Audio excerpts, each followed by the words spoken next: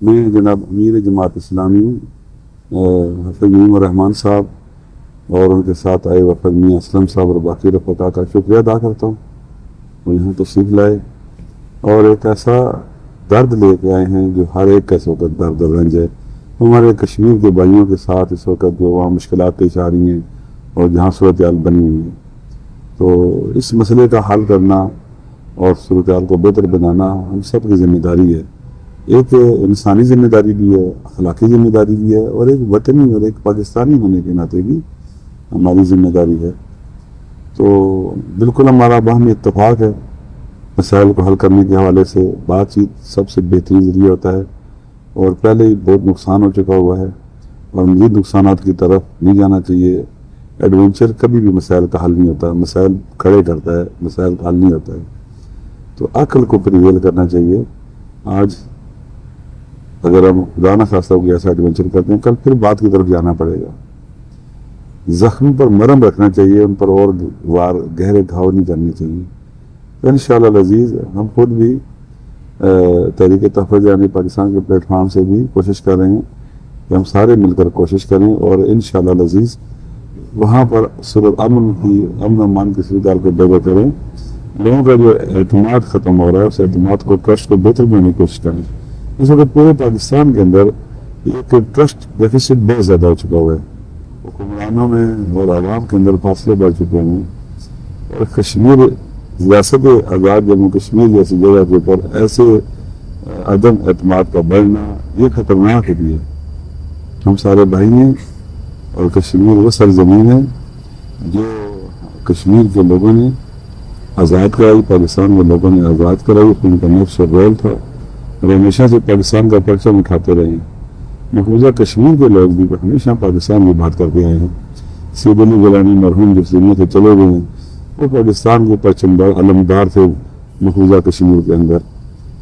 ان کی آرزو اور خواہش یہ تھی وہ جو اس دنیا سے چلے گئے اپنے ساتھ لے کر، لیکن وہ کبھی ختم ہونے والی نہیں ہے، پاکیزہ دلوں کے وجود کی زمین میں رہتی ہیں اور وہ پرورش پاتی ہیں اور لہلاتی فصل کی طرح سامنے ہوتی ہیں۔ ہم ساری کوشش ہماری ہوگی کہ ہم کشمیر کے مسئلے کو بات چیت کے ذریعے آپس میں پیدا ہوئے حل کریں اور چیزوں کو بہتر بنانے کے لیے رول پلے کریں۔ اور یہ وقت ہے، ہم کبھی بھی اپنے ریاست آزاد کشمیر کے اپنے کشمیری بھائیوں سے لا تعلق نہیں رہ سکتے۔ ہم سب کی ذمہ داری ہے، پاکستان سارے پاکستانی کی ذمہ داری ہے، سیاستدانوں کی ذمہ داری ہے کہ اس میں آگے بڑھیں اور چیزوں کو بہتر کریں۔ ہم یہاں حاضر ہوئے ہیں علامہ راجہ ناصر عباس صاحب کی خدمت میں، اور جیسا کہ آپ دیکھ رہے ہیں کہ آزاد جموں کشمیر میں جو صورتحال ہے وہ بہت خراب ہے، افسوسناک بھی ہے، اور بہت سارے اندیشے اس وقت موجود ہیں کہ خدا نہ خواستہ اگر حالات کو کنٹرول نہ کیا گیا تو کہیں ایسا نقصان نہ ہو جائے کہ پھر جس کا ازالہ ممکن نہ ہو۔ لہٰذا اس بات کی کوشش کی جا رہی ہے کہ کوئی راستہ ایسا نکلے کہ جس میں افہام و تفہیم سے اور اس طرح سے کہ جس میں نقصان نہ ہو بلکہ عوام کے مفاد میں کوئی چیز طے پا جائے۔ آپ نے دیکھا تھا کہ کل ہم پاکستان تحریک انصاف اور پھر محمود خان اچکزئی صاحب اور پھر شاہد خاقان عباسی صاحب کی خدمت میں بھی گئے تھے، اور آج ہم یہاں حاضر ہوئے ہیں اور ہم نے کافی تفصیل سے آزاد جموں کشمیر کی صورتحال پر تبادلہ خیال کیا ہے، اور ہمارا یہ ظاہر اتفاق بھی ہے کہ ہر صورت میں امن کو موقع دینا چاہیے،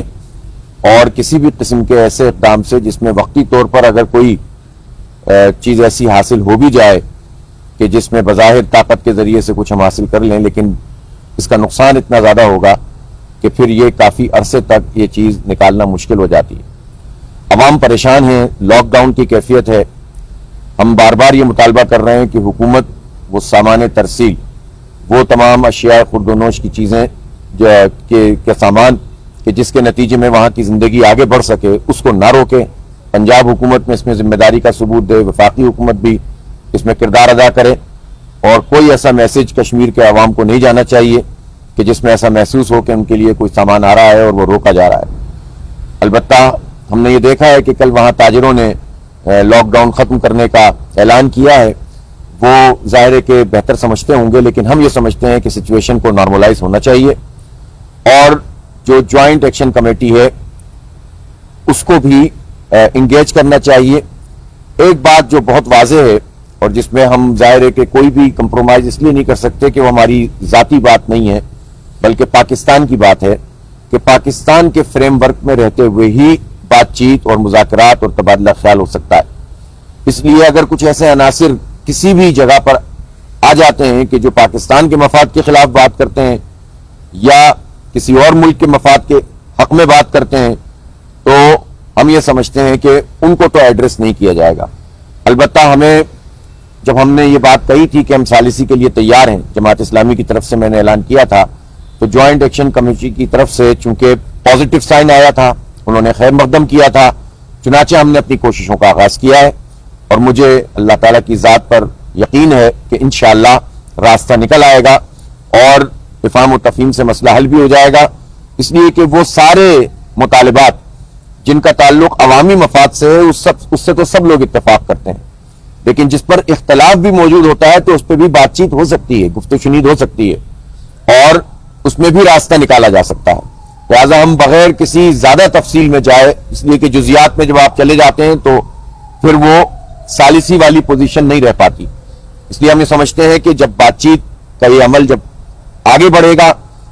دونوں طرف سے، فریقین کی طرف سے، اور اس میں مصالحت کا جو کام ہو رہا ہے آگے بڑھے گا تو انشاءاللہ چیزیں بہتر ہوں گی. البتہ میں یہ ضرور کہنا چاہتا ہوں کہ حکومت کو زیادہ ذمہ داری کا مظاہرہ کرنا چاہیے. حکومت کے پاس اختیار ہے، طاقت ہے، تو جس کے پاس جتنا اختیار ہوتا ہے اسے اتنا ذمہ دار ہونا چاہیے، بجائے اس کے کہ اس سطح پر آ کر بات کریں کہ جس سطح پر بے اختیار لوگ کرتے ہیں یا احتجاج کرنے والے کرتے ہیں. ہم یہ سمجھتے ہیں کہ سچویشن اچھی نہیں ہے، خون بہہ چکا ہے، لاشوں کے معاملات تک جب آ گئے ہیں تو ایسی صورتحال میں کوئی ایڈونچر بھی کسی بھی طرف سے بہت خطرناک ثابت ہوگا. تو کشمیر کو کی جو حیثیت ہے، اس کی جو حساسیت ہے، اور 80 سال سے ہم جس چیز کو لے کر چل رہے ہیں اقوام متحدہ کی قراردادوں کے مطابق اس کا مسئلے کا حل ہونا چاہیے، اس کے اوپر عزت پڑتی ہے جب یہاں سے یہ میسج آتا ہے کہ یہاں افراتفری ہے، انارکی ہے، لاک ڈاؤن ہے، انتشار ہے، یا پاکستان کے حوالے سے بھی لوگوں کے جو ہے وہ کوئی بات چیت اور تحفظات کچھ ایسے لوگ پیدا کرنے کی کوشش کر رہے ہیں جو پاکستان مخالف ہیں. بہرحال انشاءاللہ بات آگے بڑھے گی اور اللہ نے چاہا تو امن بھی قائم ہوگا اور دیر پا امن قائم ہوگا اور لوگوں کے مسائل بھی انشاءاللہ حل ہوں گے. اس لیے اگر کچھ ایسے عناصر کسی بھی جگہ پر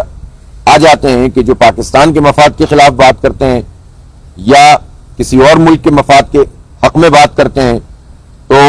ہم یہ سمجھتے ہیں کہ ان کو تو ایڈریس نہیں کیا جائے گا. البتہ ہمیں جب ہم نے یہ بات کہی تھی کہ ہم ثالثی کے لیے تیار ہیں، جماعت اسلامی کی طرف سے میں نے اعلان کیا تھا، تو جوائنٹ ایکشن کمیٹی کی طرف سے چونکہ پازیٹو سائن آیا تھا، انہوں نے خیر مقدم کیا تھا،